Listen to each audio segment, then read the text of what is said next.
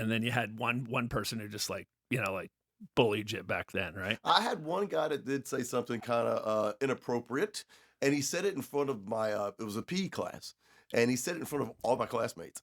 And he was about to get dealt with when he got off the bus. I mean, like literally when he got off the bus at the bus stop, he ran home because my friends were going to, take up for me. And ironically enough, he's dead. He died in cancer. He was in jail, and he was in jail for child molestation. So I think he was just jealous. Wow. Or maybe something was happening to him back then, and holy smokes.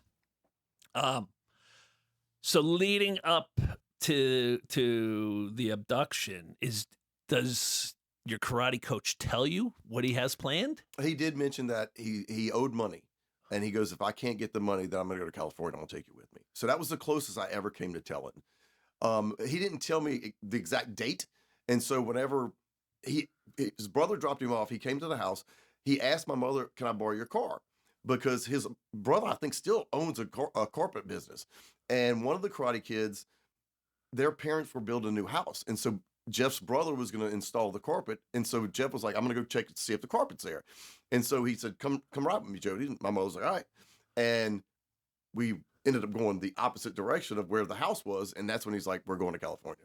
In your mother's car? And my mother, we went from Baton Rouge to Gonzales, Louisiana to get some things because his brothers lived in Gonzales. And then he took my mother's car to Port Arthur, Texas. And that was February 19th. It was a Sunday.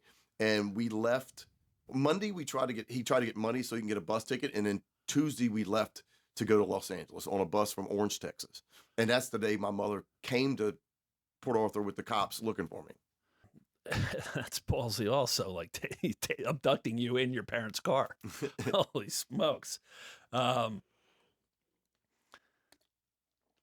Did he work, like, besides this karate class? Did he have a day job? So was he making money to afford this trip? So the reason why he got in financial trouble to begin with was, and actually my dad introduced him to the guy. The guy's name was Don Landers. He owned a store called Cracker Barrel, and it's more like 7-Eleven, Circle K, not like the country store. It was just a convenience store. And Jeff came up with this idea for a LSU Tiger Rag, and it was a purple and gold striped do-rag or bandana.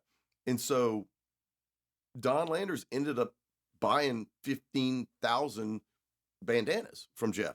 Well, when Jeff got the money, he didn't pay for the bandanas. So basically, Jeff was getting them for $1. He was selling them for Don for $2, and Don was selling them for $3. That's free enterprise. Well, when Don made the $15,000 order for 15,000 bandanas, Jeff took that money and went and spent it and didn't buy them. So Don wanted his bandanas. So that's why Jeff actually left the country, or the Baton Rouge, because he had been writing bad checks and he had embezzled from Don Landers, and he was facing a court date. So that's why he left. He wasn't married? No kids, married? No. Did he drink or do drugs? No. You would, you know what? There you go. There's something positive about Jeff. He didn't drink or do drugs. And actually, he used to always call my dad an alcoholic. He would call your dad an alcoholic? No, he was. Oh. No. So one time, A&E did a story with my dad, and they called him. They were like, well, Gary being upset about what he found out about his son, and Bill Curtis, and an alcoholic shot Jeff Doucet. And so I called my dad after. I was like, I thought it was good. He goes, I didn't like it. I said, why did you like it? He goes, now at this time, my parents are split up because of his drinking, right? And he goes, they called me an alcoholic. I said, well, you are. He goes, I didn't want your mama to know. You're split up. I think she probably knows, right? Yeah, she's aware. Right.